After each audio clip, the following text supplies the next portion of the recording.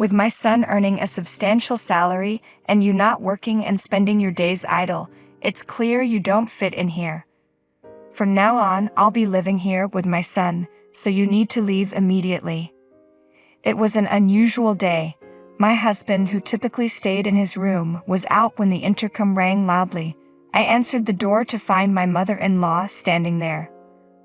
"What's this?" she demanded sharply. "You should have answered the door immediately when the intercom rang. You're truly a useless wife who can't do anything right." "I'm sorry, I was working and didn't hear it," I replied, trying to explain. "Another lie," she scoffed. "I know you claim to work, but you don't do house chores and spend all day doing nothing." "It's not a lie," I insisted. "It doesn't matter whether you're busy or not," she retorted, her disdain clear. She produced a piece of paper and waved it in front of me. "Do you know what this is?" I looked at it confused. "What is it?" "These are divorce papers," she declared with a smug smile. "Filled out by my son. He doesn't want you anymore. Sign here and leave." She looked down at me with a triumphant smirk, laughing as she awaited my response. Trembling, I took the pen and signed the papers. My hand shook as I gripped the pen, my thoughts racing. My mother, unaware of my plight, was blissfully happy. She didn't know the truth of my situation. "My name is Jasmine. I work from home as a freelance writer and editor. Until a few years ago, I was employed by a publishing company, and my experience there allowed me to maintain a steady income even as a freelancer. Despite the instability of freelancing, I've managed to live comfortably, thanks to my savings and past work." I met my husband Michael while working at the publishing company. He was an aspiring writer, and despite making many mistakes and facing numerous rejections, he never gave up. His determination inspired me, and I found myself attracted to him. A few years after we started dating, we got married. I left my job to become a freelancer full-time. In the early years of our marriage, things went well. Although my freelancing career was still stabilizing and Michael was pursuing his dreams, we supported each other and shared household responsibilities and expenses. However, after 2 years of marriage, my business began to stabilize. That was when Michael started telling his in-laws that he was a successful writer. In reality, he hadn't achieved much success and had faced countless rejections. He probably wanted to reassure his parents, but it only added to the growing tensions. I was acutely aware of how much it troubled Michael to admit to his family that he was struggling as a writer. To spare him further embarrassment, I kept quiet and played along with the facade at my in-laws' house. Initially, I thought all I had to do was stay silent, but as Michael's fabricated image of being a successful author took hold, I found it increasingly difficult to feel comfortable in his family's presence. Not only did my in-laws buy into Michael's story, but they began labeling me as a useless wife. They saw me as someone who lived off her successful husband, not understanding or valuing my freelance work from home. Their lack of familiarity with my work style only fueled their misconceptions, and I couldn't entirely blame them for that. Still, their attitude toward me grew harsher over time. Each visit to their home became a challenge. They would question how I, a wife who supposedly did neither work nor house chores, could justify my presence. "I've told you many times," I would explain.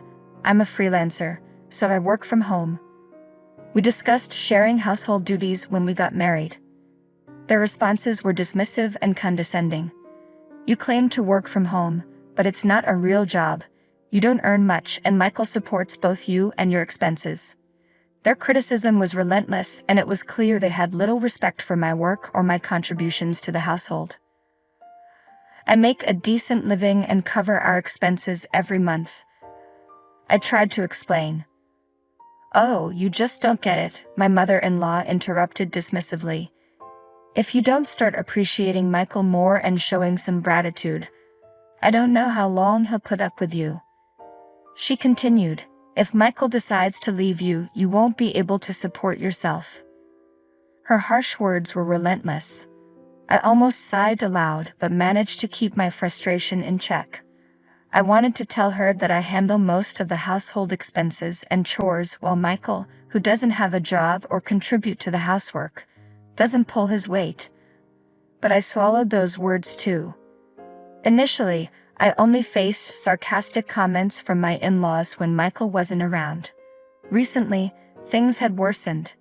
During a dinner invitation to their house, it became routine for them to only prepare a meal for Michael, leaving me without a seat at the table. To make matters worse, they seemed to be discussing me with our relatives, and whenever I attended family gatherings, I could sense their whispers and feel their coldness. It was clear they spoke about me behind my back. I wasn't particularly upset by my in-laws' attitude. It was more frustration that Michael seemed to just sit back and watch without making any effort to stop them. My in-laws, convinced that Michael was a successful writer, continually asked him to buy them things. Michael, eager to impress his parents, would purchase whatever they requested, even if the items in question were still perfectly usable. As a result, I found myself spending nearly $2,000 a month on them, all from the money I earned. Michael began taking money from my account and wallet without my knowledge, handing it over to his parents. At first, I turned a blind eye to the smaller amounts. When it became too much to ignore, I confronted Michael. "Michael, please don't spend my money without my permission," I said. He looked at me with irritation. "You work from home and have an easy job, don't you? It's like you're just playing around and getting paid for it. If you earn money so easily, why not spend a little on my mother? Don't be so stingy. Is that how you see my job?" I asked, hurt. "Yes, it's a job where I stay home, but it's not as easy as you think." Michael scoffed, dismissing my concerns. "I think it's an easy job because you're home all day," he said, laughing as he walked away, heading to his room. Watching him retreat, I realized that I had reached my breaking point. I couldn't endure any more of this. I would divorce him. I had always believed that Michael was on my side, despite what his parents said. I tried my best to support him, but even he was mocking me. I knew he spent hours in his room, but he never wrote a single word of his manuscript. Instead, he played computer games all day. When I first met Michael, he was incredibly dedicated to his work, passionate about writing something truly captivating. But now that determined Michael seems to be a distant memory. Instead, I see only the man who, along with his in-laws, mocks me. I decided to start looking for a single-person apartment quietly. As I searched for a new place, I gradually packed up my belongings, preparing to leave at a moment's notice. Not long after, I found an apartment I liked and had already seen it. One day, while Michael was out, my mother-in-law showed up at our house unannounced. She rang the intercom with enthusiasm and made herself at home, sitting down on the sofa in the living room, as if it were her own. "Jasmine, you need to get out of this house," she declared abruptly. "What are you talking about?" I asked, bewildered. "I've been telling you for a while now," she said, "that you're unemployed and still don't do any house chores. You're nothing more than a useless wife. There's no way Michael, a successful writer, is compatible with you. I've told you many times you're mistaken about." But my mother-in-law cut me off, continuing with her tirade. "If you leave, I'll move in here. That way I can cook for Michael every day without having to deal with you. And you know how picky that woman is about seasoning." Her words were harsh, and I felt the weight of her disdain. I knew it was time to move on. After dealing with her picky preferences and the constant dust while cleaning, I realized I could no longer live with her. I decided to stay with Michael and arrange for her to move into a nursing home. "How are you going to pay for a nursing home?" my mother-in-law asked. "I'll have Michael cover the expenses," I said. "He's earning a good income, so it shouldn't be a big deal for him." "You're getting in my way. Just get out of here," she snapped. With that, she handed me a set of filled-out divorce papers. "Why do you have these?" I asked, bewildered. "I had him fill them out a while ago," she said, her tone dripping with satisfaction. "I told him to get a divorce from you as soon as possible." I took the papers from her, noting that they were completed in Michael's handwriting.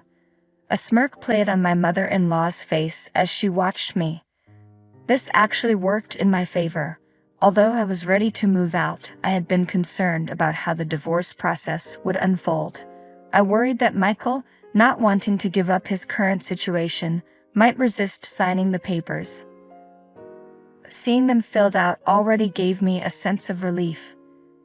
It was one less obstacle to worry about.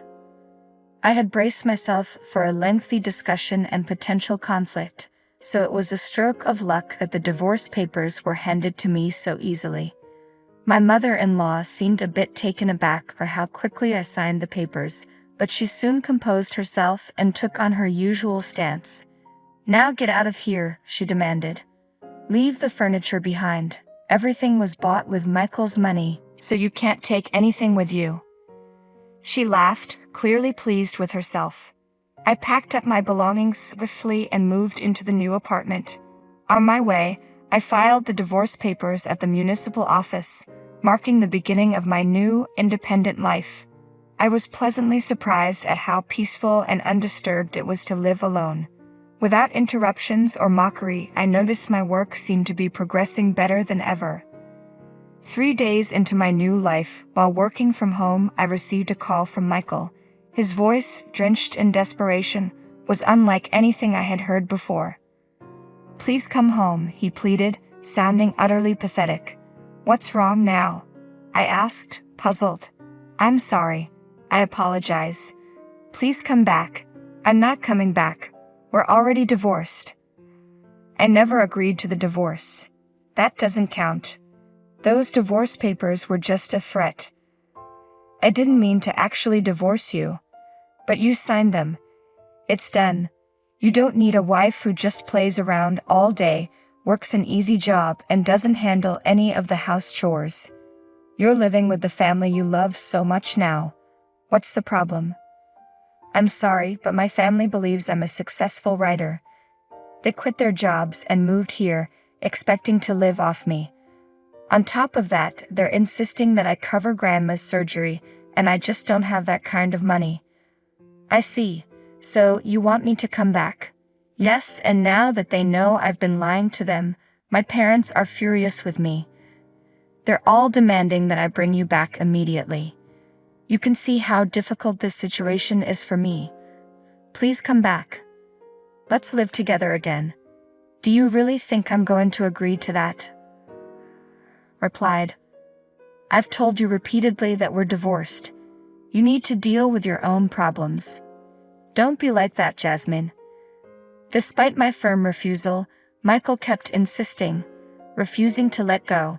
I reminded him, "I've told you countless times that we're strangers now, that we're divorced. It's frustrating."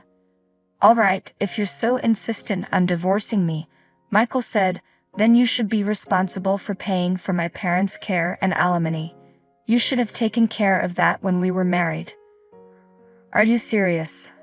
I asked, astonished. "If you hadn't divorced me, we would have had to pay for their care ourselves. You should be the one to handle it now." They found out I was lying about being a successful writer, and my parents are upset and emotionally hurt because of your selfish decision to divorce. "I can't pay alimony. I don't even understand why you think I should. You were the one who called me a jobless, useless wife. Whether it was out of pride or not, you were the one who lied about me and caused me pain. Your parents and relatives believed your lies and blamed me. I was hurt far more than you can imagine. I'm not interested in reconciling with someone who made fun of me instead of standing by me. If you need money, why not borrow it from a bank or elsewhere?" I added, my patience wearing thin. I ended the call with Michael before he could respond, blocking his number and changing it immediately. A few months later, I happened to pass by my former in-law's house. It had been sold and transformed into a parking lot, leaving no trace of the home that once was.